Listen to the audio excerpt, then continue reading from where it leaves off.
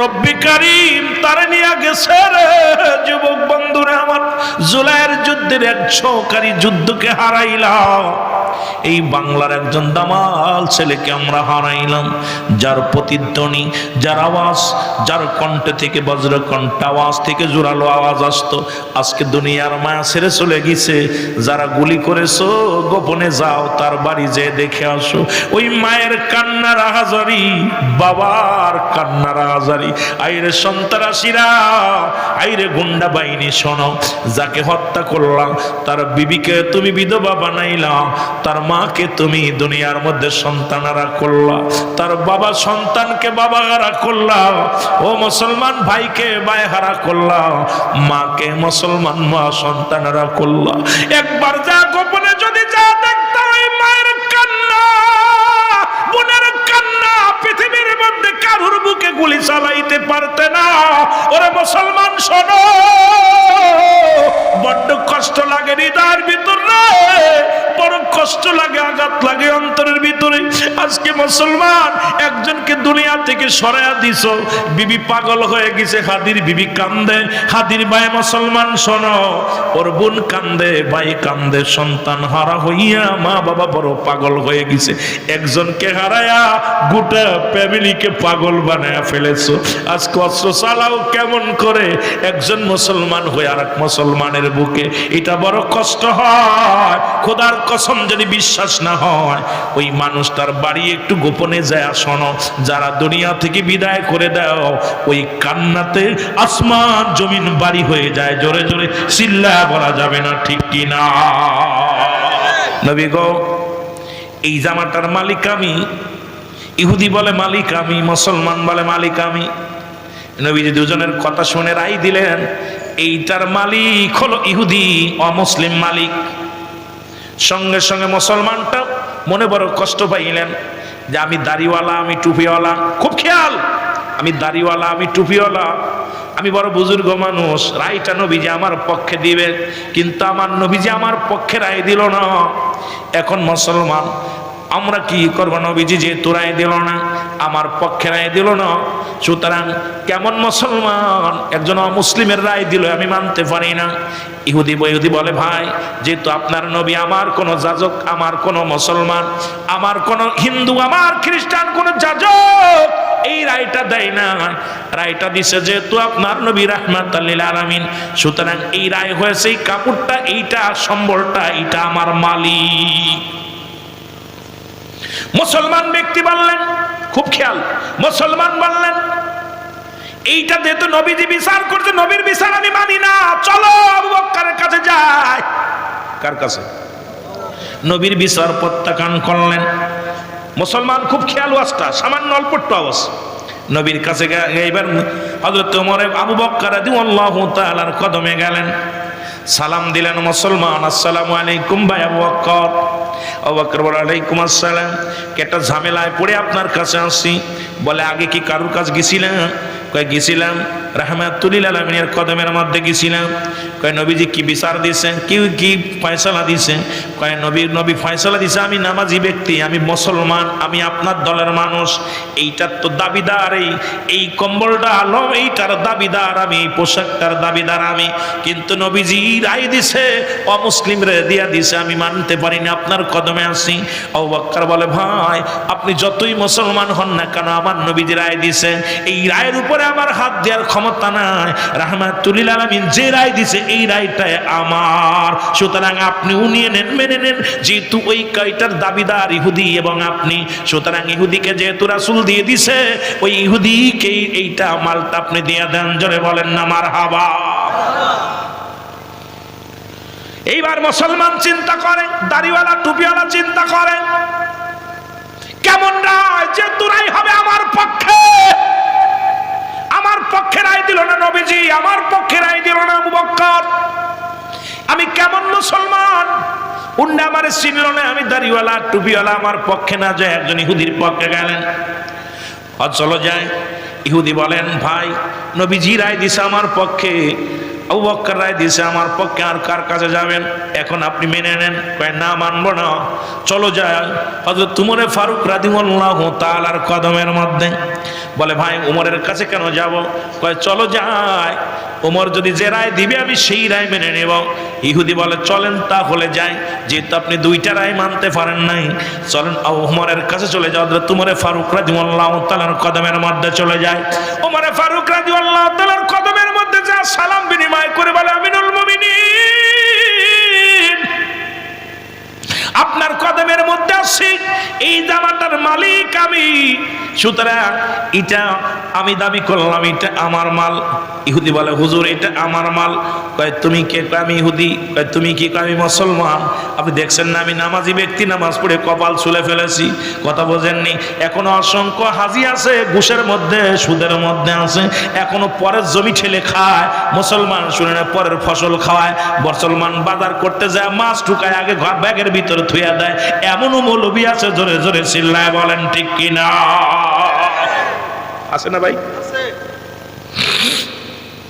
হযরত উমর ফারুক রাদিয়াল্লাহু তাআলা ডাক দে বলে ইহুদি, ও ইহুদি, তুমি কি ফয়সালা যা হয় মেনে নিব? বলে জি হুজুর আমি মেনে নিব। মুসলমান রে বলে তুমি কি মেনে নিবা? কয় জি মেনে নিব। তাহলে আমার কাছে আগে বলো, যেহেতু আমার কাছে আসছো, আমার আগে কি কোনো কারোর কাছে গেছিলেনি? ইহুদি বলে হুজুর বেয়াদবি মাফ করবেন, এক নম্বরে গেলাম যে তুমি মুসলমান দাড়িওয়ালা টুপিওয়ালা, উনাকে নিয়ে উনি আমারে বললেন চলো রাহমাতুল লিল আলামিনের কদমে। আমি নবীজির কদমে গেলাম, আমার নবীজি আমার কথা শুনলেন, ওনার কথা শুনলেন, শুনে রায় দিলেন আমার পক্ষে। এইটার মালের দাবিদার আমি হয়ে গেলাম, মালিক হয়ে গেলাম। হুজুর এটা মানে না।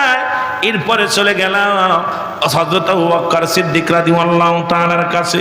উনি রায় দিলেন, নবীজি যেভাবে রায় দিয়েছে ঠিক একইভাবে রায় দিলেন। উনি মানতে পারে নাই।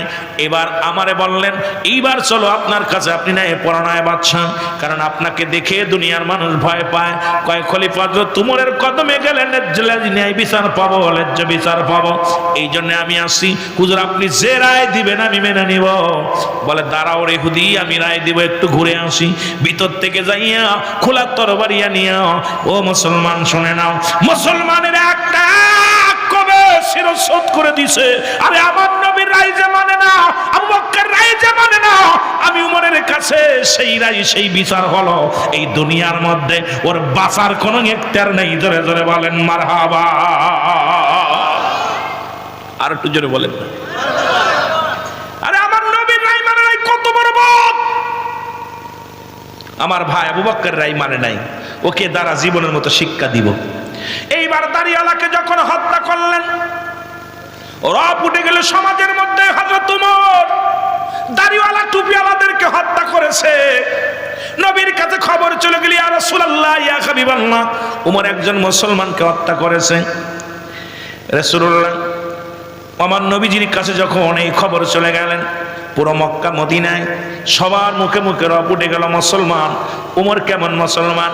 সে একজন মুসলমান হয়ে মুসলমানকে হত্যা করলো, এটা বড় অপরাধ করেছে উমর। সুতরাং উমরের বিচার, উমরের জন্য বিচারের জন্য রাসূলুল্লাহর কদমে যাব। অসংখ্য সাহাবীরা আসলেন, মক্কা মদিনার নেতারা আসলেন, উমরের বিচার হবে।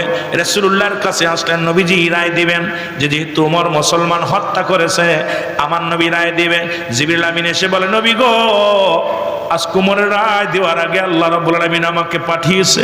সুতরাং হযরত উমর কোন মুসলমানকে হত্যা করে নাই, হযরত উমর কোন দাড়িওয়ালা টুপিওয়ালাকে হত্যা করেছে, কিন্তু সে ছিল এই পৃথিবীর মধ্যে এক নম্বর মুনাফিক। ইয়া রাসূলুল্লাহ ইয়া হাবিবাল্লাহ, সুতরাং লিবাসদারি মৌলবী, সুতরাং ওই লিবাসদারি মৌলবী শুনে নাও বাবারা আমার। ইয়া রাসূলুল্লাহ ইয়া হাবিবাল্লাহ, আপনি জানা দেন হযরত উমর কোন মুসলমানদের হত্যা করে নাই, কোন ঈমানদাররে হত্যা করে নাই। ওই যে যারে হত্যা করেছে সে একজন মুনাফিক। এ মুসলমান গভীর মনোযোগ। তৎকালীন জামানায় রাসূলের কাছে অসংখ্য মুনাফিক যেত। আল্লাহ কমিনান নাস, মানুষের মধ্যে মায়া করে তারা বলবে আমান্না, তার ঈমান আনছে বিল্লাহ, আল্লাহর প্রতি কিরাতের প্রতি বিশ্বাস স্থাপন করেছে। আমা গুম বিমুমিনিন তৎকালীন জামানাও মুনাফিক ছিল, অসংখ্য মুনাফিক ছিল। এ মুসলমান শুনে নাও, পৃথিবীর মধ্যে এইরকম মুনাফিকের কারণে ইসলামটা আজকে 12টা বাজতে চললো। ধোঁকাবাজ মানুষের মুখে বলে একটা, অন্তরে করে আর একটা। আজকে ইসলামের দোহাই দিই, মাহফিলে বইয়া বড় বড় কথাগুলো বলি, বড় বড় ফতোয়া দিই, কিন্তু আমার বেলায় 12 আনা শেষ 16 আনা ঠিক আছে, অন্যের বেলায় 4 আনা। মুসলমান, এটা মুনাফিকি চরিত্র পরিবর্তন করা লাগবে। জোরে জোরে বলেন ঠিক কি না? একটু মহব্বতের সঙ্গে দুরূদ শরীফ পড়েন। আল্লাহুম্মা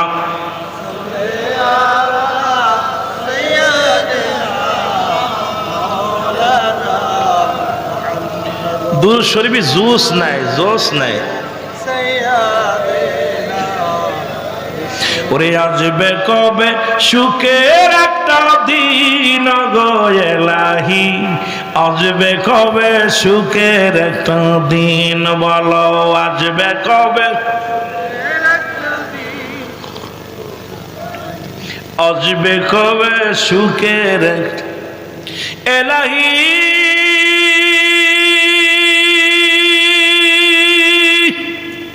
আল কোরআনের বিধান মেনে চলি যদি সত্য পথে, নবীর পথে জীবন দিব বিলীন। এর নূরে নবীজির বিধান মেনে চলবো যে আমি, ওগো এলাহি, আসবে কবে সুখের একটা দিন, বলো আসবে কবে এলাহি, আসবে কবে সুখের এ দুনিয়ার মুসলমান।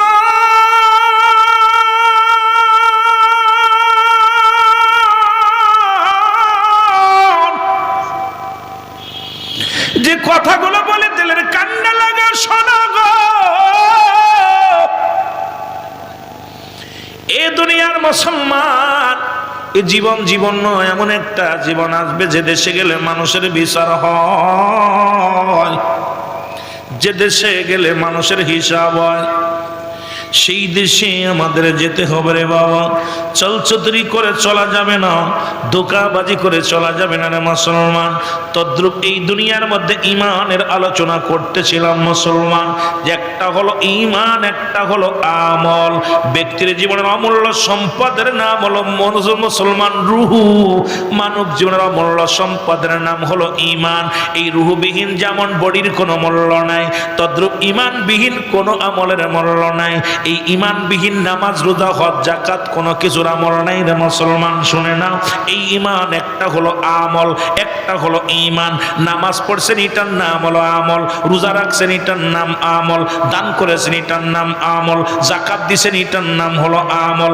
আর ইমানটা হলো নবী মুহাম্মদুর রাসূলুল্লাহ সাল্লাল্লাহু আলাইহি ওয়াসাল্লাম। জোরে জোরে চিল্লায়া বলা যাবে না মারহাবা।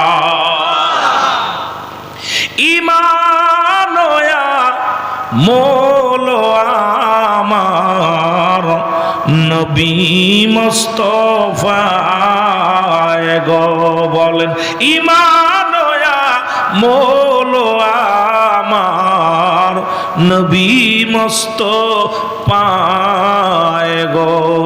জাহান্নামে পড়ে থাকি তবুও না ভয় করি, ইশকে মুহাম্মাদের মালা যদি গলে রয় গো। ইমান আমল আমার নবী মুস্তাফা গো। লা ইলাহা,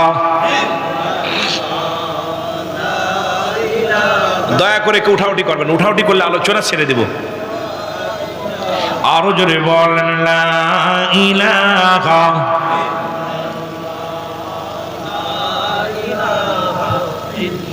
এ দুনিয়ার মুসলমান, গভীর মনোযোগ। আর অল্প সময় আমি আপনাদের কষ্ট দিব। বেলাল ইবনে রাবাহ, বেলাল এই পৃথিবীর মধ্যে রাবার কলিজার টুকরো বেলাল। এই বেলাল ছোট্টবেলা থেকে গবেষণার মধ্যে আছে কে আমার রব। অ্যারিস্টটল সক্রেটিস বই লেখা পর বলছে নো দ্য সেলফ, নিজেকে নিজে চিনতে হবে। মান আরাফান নফস, নিজের নফসকে চিনতে হবে। কলবুস সালিম, আত্মাটাকে প্রসিদ্ধ করতে হবে। বেলাল নিজেকে চিনার জন্য গবেষণার মধ্যে আছে, আমি কে? ও রব্বি কারীম, আমি কে গো? কি আমার পরিচয়? আর কিসের জন্য দুনিয়া আমারে পাঠাইলাম? বেলাল গবেষণা করে, হঠাৎ করে বেলালের মধ্যে এমন একটা জজবা তৈরি হয়, কে যেন জানায় দেয়, বেলাল রে, এই আসমান জমিনের মালিক হলো আমার আল্লাহ। তাকে পাওয়ার একমাত্র মাধ্যম, ঠিকানা হলো নবী মুহাম্মদুর রাসূলুল্লাহ সাল্লাল্লাহু আলাইহি ওয়াসাল্লাম। জোরে জোরে বলেন না মারহাবা।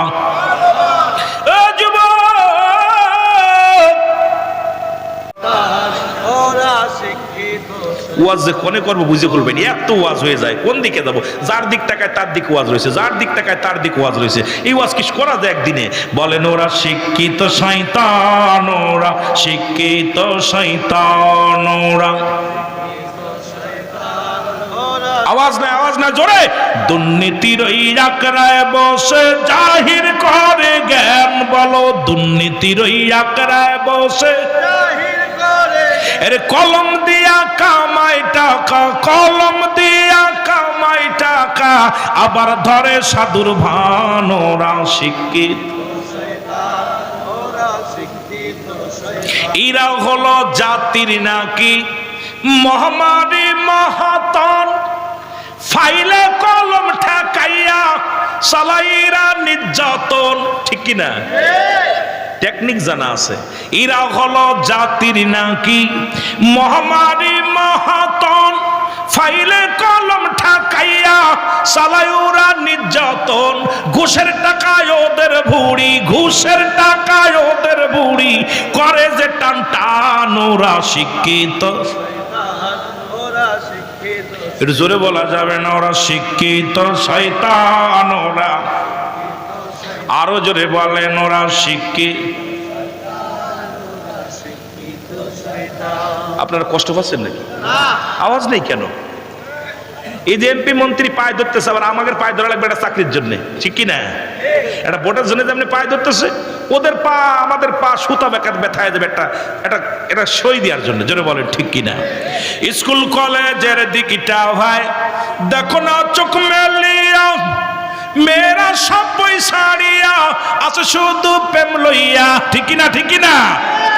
স্কুল কলেজের দিকটা ভাই দেখো না চোখ মেলিয়া, মেয়েরা সব বই ছাড়িয়া আছে শুধু প্রেম লইয়া। আরে অস্ত্র যে তার সঙ্গের সাথী, অস্ত্র যে তার সঙ্গের সাথী, হইতেছে মস্তান, ওরা শিক্ষিত। আরো জোরে বলা যাবে না, ওরা শিক্ষিত শয়তান, ওরা। খালি যোগের দেখবেন মসজিদের ভিতর লেখা আছে আর যোগ বি, আতে আরে বিতে বিতি। ওরে জিগাইবেন কি রে? কয় আতে আর জি না, বিতে বিউটি করে। খালি যুগের মধ্যে হইল কি রে? দেখবেন খালি গাছের মধ্যে যোগ যোগ লেখা আছে, খালি আইরে যোগের সাথে নাম, এক নামের লগে আরেকটা নাম। আমি কি তার ওই ভাই, এটা হলো কি? আর দেখলাম 5 আগস্টের পরে দেখলাম বাংলাদেশে যেখানে আমরা স্কুল কলেজে বই খাতা টানতে টানতে ব্যথা হয়ে গেছে পিঠ, আর আমাদের স্কুল কলেজ থেকে অসংখ্য অস্ত্র বাইর হয়েছে, দোনালা রাইফেল বাইর হয়েছে, রাইফেল রাইফেল কথা বুঝলেন দিলে? আরে অস্ত্র, ক্ষেপণ অস্ত্র, আরে বাবা রে বাবা। দেখেন হকি স্টিক, বোম্বাস্টিক, কত কি বাইর হইলো। একটার ঘরের থেকে খাতা কলম বাইর হয় না, খালি মাল বাইর হয়। জোরে কোন ঠিক কিনা?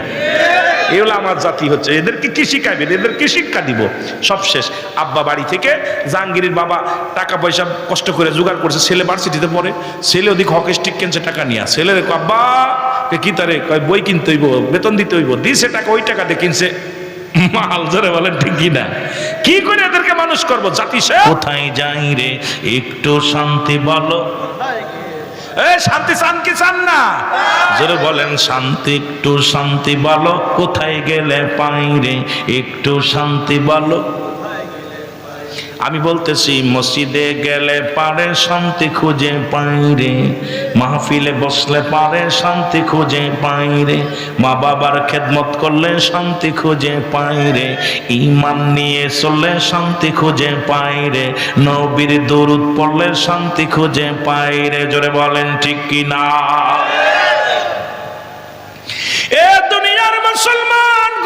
মনোযোগ শোনো, যদিও কেউ গায়ে বেঁধে যায়, যদিও কোনো ভাই কষ্ট পাও, শোনো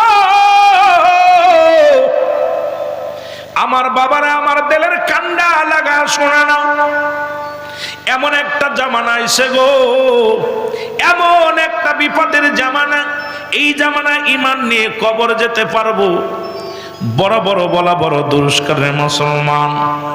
ও যুবক, যে কোনো মুহূর্তে ঈমান চলে যেতে পারে, আর ঈমানই যদি নাই থাকে রে, কি হবে তোর জিন্দেগি? সব আমলগুলো বরবাদ হয়ে যাবে। আর ঈমানটা হলো নবী মুহাম্মদুর রাসূলুল্লাহ সাল্লাল্লাহু আলাইহি ওয়াসাল্লাম। জোরে বলো মারহাবা। ব্যক্তির জীবনের অমূল্য সম্পদের নাম হলো ঈমান।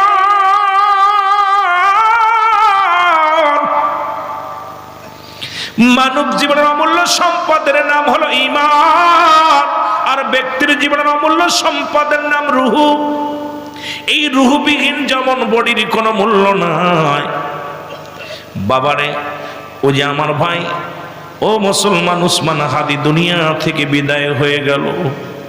রূহটা যত বন্ত ছিল, বাংলাদেশে হসপিটালে দৌড়াইতে দৌড়াইয়া বিদেশের মাটিতে নিয়ে যাওয়া হলো। রব্বে কারীম তারে দুনিয়া থেকে বিদায় করে দিল। আমার ভাই আর দুনিয়ার মধ্যে নাই, আমার ভাই আর নাই। এরে মুসলমান, পরীক্ষাটা দেখতে সুন্দর, রূহটা না থাকার কারণে গত রাত্রে ঘোষণা হলো হাদি আর দুনিয়ার মধ্যে নাই। এই দুনিয়ার মধ্যে না,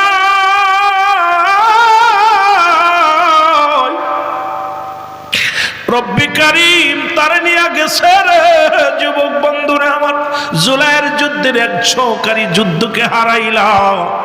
এই বাংলার একজন দামাল ছেলেকে আমরা হারাইলাম, যার প্রতিধ্বনি, যার আওয়াজ, যার কণ্ঠে থেকে বজ্র কণ্ঠ আওয়াজ থেকে জোরালো আওয়াজ আসতো, আজকে দুনিয়ার মায়া ছেড়ে চলে গেছে। যারা গুলি করেছো, গোপনে যাও, তার বাড়ি যেয়ে দেখে আসো। ওই মায়ের কান্নার আহাজারি, বাবার কান্নার আহাজারি। আইরে সন্ত্রাসীরা, আইরে গুন্ডা বাহিনী, শোনো, যাকে হত্যা করলাম তার বিবিকে তুমি বিধবা বানাইলা, তার মাকে তুমি দুনিয়ার মধ্যে সন্তানারা করলা, তার বাবা সন্তানকে বাবা হারা করলা, ও মুসলমান ভাইকে ভাই হারা করলা, মাকে মুসলমান মা সন্তানারা করলা। একবার যা গোপনে যদি যা দেখতে, ওই মায়ের কান্না, বোনের কান্না, পৃথিবীর মধ্যে কারুর বুকে গুলি চালাইতে পারতে না। ওরে মুসলমান শোনো, বড্ড কষ্ট লাগে হৃদয়ের ভিতরে, বড় কষ্ট লাগে, আঘাত লাগে অন্তরের ভিতরে। আজকে মুসলমান একজনকে দুনিয়া থেকে সরাইয়া দিছ, বিবি পাগল হয়ে গেছে, হাদির বিবি কান্দে, হাদির ভাই মুসলমান শোনো, ওর বোন কান্দে, ভাই কান্দে, সন্তান হারা হইয়া মা বাবা বড় পাগল হয়ে গেছে। একজনকে হারায়া গোটা ফ্যামিলিকে পাগল বানায়া ফেলেছো। আজকে অস্ত্র চালাও কেমন করে একজন মুসলমান হয়ে আর এক মুসলমানের বুকে? এটা বড় কষ্ট হয়। খোদার কসম, যদি বিশ্বাস না হয়, ওই মানুষটার বাড়ি একটু গোপনে যায়, শোনো, যারা দুনিয়া থেকে বিদায় করে দাও, ওই কান্নাতে আসমান জমিন বাড়ি হয়ে যায়। জোরে জোরে চিল্লা বলা যাবে না, ঠিক কি না? খোদার কসম, আমার খুব কষ্ট হয়। আমার নিজে দেখা, আমার বাড়ির কাছেই একটা মানুষকে হত্যা করার পর স্বামী স্ত্রী দুজনই পাগল হয়ে গেছে। সন্তানকে অটো চালাইতো, সন্তানদের মাইরা ফেলে থুয়ে যাওয়ার কারণে সেই বাবা মা দুইটাই পাগল হয়ে গেছে। আপনাদের পাবনায় হাসপাতালে এখন দুইজনই অবস্থা, ঘর সারা, বাড়ি সারা, সব সারা। তুই তো একজনের বুকে গুলি চালাইলি, কিন্তু তার ফ্যামিলির মধ্যে যারা আছে সবাই তো দুনিয়া পাগল হয়ে গেল। আজকে কেমনে এক মুসলমান হয়ে আর এক মুসলমানকে গুলি চালাইলি তুই? যদিও শত্রুতায় হয়, যদি ভুল করে, আহা, পরামর্শ কর, সুযোগ দে কথা বলার সুযোগ দে। মতের সঙ্গে মত মিলতে নাও পারে, আপনার মতের সঙ্গে আমার মত মিলবে না, আপনার ভাষার লগে আমার ভাষা মিলবে না, আপনার স্বাভাবিক সিয়ারার লগে সিয়ারা মিলবে না, এটাই স্বাভাবিক হতে পারে। কিন্তু এই কান্নার যে আজকে পৃথিবীর মধ্যে যে একটা মানুষকে যখন খুন করে, মনে রাখো, তুমি যেমন তুমি এক মায়ের কোল খালি করেছো, তুমিও একদিন তোমার কোল খালি হবে, হয় তোমার মা হারায় যা দুনিয়া থেকে চলে যাবে, নয় তোমার বাবা এভাবে চলে যাবে, নয় তোমার ছেলে মেয়ে এরকম খুন হবে, তোমার আওলাদ খুন হবে। কারণ যেটা করেছো তার কর্ম অবশ্যই পাবে। জোরে বলেন ঠিক কিনা? খালি হাদিবিলে না, এরকম যারাই আপনার হত্যাকাণ্ডের সঙ্গে জড়িত আছেন, মনে রাখবেন আপনি আমাকে মারতেছেন, আপনি মনে করছেন আপনি ওকে মারতেছেন, না, আপনি ওইভাবে খুন হবেন, আপনার ছেলে ওইভাবে খুন হবে, আপনার ভাই ওইভাবে খুন হবে। মনে করছেন রব্বে কারিম যেদিন ধরবে সেদিন ছাড়বে না। বড় কষ্ট, এগুলো খুবই দুঃখজনক। রাসূলুল্লাহর কাছে 2 নাম্বার পেয়েছিল তার উম্মাতগণ, উম্মাতদেরকে প্রচন্ড ভালোবাসতেন রাসূল। আর সেই উম্মাত হয়ে মুসলমানদের উপরে এই যেভাবে আক্রমণ করতেছি আমরা এক ভাই আর এক ভাইকে। আজকে আমিরুল আমিন সিদ্দিকী মাগুরা থেকে আসবো, আপনার জানাজা তো আমার দাদাই পড়বে, আপনার আরেক ভাই পড়বে, লাশটার ঘাট তো সেই ধরবে, আপনাকে কবর গোরস্থানে নেবে আমার ভাইয়েরা। আপনার প্রতিবেশী যে ইমাম সাহেব, মৌলানা সাহেব, স্থানীয় যারা আছেন, সব দলের মানুষই আপনার জানাজায় আসবে, আপনার কবর খুঁড়বে, আপনার দাফন করবে, কাফন পরাবে। তাহলে তাদের সাথে শত্রুতায় করা যাবে না। জোরে বলেন ঠিক কিনা? শত্রুতায় করা যাবে? জীবনের প্রথম কাপড় পরিধান করেছে অন্যের হাতে, আবার শেষ কাপড় পরিধান করব অন্যের হাতে। এইটা যদি আপনার জানা থাকে, বোঝা থাকে, তাহলে আপনি জীবনেও কোনোদিন হত্যাকাণ্ডের সঙ্গে জড়িত হতে পারবেন না। জোরে বলেন ঠিক কিনা? প্রথম কাপড় পরাইছে কে? আপনারটা নিজেরটা নিজে পড়ছেন নাকি? আমরা সব নিজেরটা নিজে পড়ছি। ওই মায় পড়াইছে নাই, খালায় পড়াইছে নাই, বুনে পড়াইছে নাই, বাবি পড়াইছে নাই, ভাই পড়াইছে। আবার শেষ বিদায়ের কাপড়টাও অন্য মানুষের সহযোগিতা লাগবে। এই কাপড়গুলো খুলে হয় ছেলে পড়াবে, নাই বাঁচতে পড়াবে, না ইমাম সাহেব পড়াবে, অন্যের সাহায্য নিয়ে তাই কবরে যেতে হবে। এই হলো আপনার আমার জিন্দেগি। এত বড়াই আসে কোথা থেকে, এত মস্তানি আসে কোথা থেকে? আজকে এক ভাইয়ের বুকের মায়ের বুক আরেক ভাই খালি করতেছেন, এটা কলিজার মধ্যে বড় লাগে। আল্লাহ আমাদেরকে দয়া করুক। জোরে বলুন আমিন। এখান থেকে আমরা ফিরে আসি। 100 টাকার জন্য মানুষ মেরে ফেলেছে। আপনারা দেখছেন কুমিল্লাতে তেল পাম্পে 100 টাকা বকশিস পাইছে। এই বকশিসের টাকা ভাগাভাগি করে ও বকশিস পাইছে, ওরে ভাগ দেয়নি। ও রাত্রেবেলা ও ছুরি নিয়ে দেশে বসায় মাত্র 100 টাকার জন্যে। কয়শো টাকা? 100 টাকার জন্যে। কোথায় গেছে মানুষ? বাল্লুয়া খেলাফ। এই দুনিয়াটা পচা, দুর্গন্ধ, মরি। মানুষের চরিত্র হলো কুকুরের চরিত্র। কুকুর দেখেন, কুকুর যদি একটা আপনাদের গ্রামের মধ্যে যদি একটা মরি পড়ে, একটা গরু মারা যায়, যদি খবর পায় কুত্তায়, ওই কুকুরটা আগে যায় ধরলেও আর কাউকে দেবে না। ও দেখবেন ঠিক কিনা? ও কাউকে ভাগ দিবে? বলেন দি ওই কুকুরটা কি অত বড় একটা গরু খাতি পারবে? কথা কন না কেন? 3-4 মন গোশ হবে গরুটার, না 1 মন হলো, না 20 কেজি হলো, কি খাতি পারবে? 20 কেজি ও খাইতে পারবে, উপরে খাইলে 2 কেজি কি 1.5 কেজি খাইতে পারবে, কিন্তু যাইতে বাইরে দেবে না। আসি জেরে বলেন ঠিক কিনা?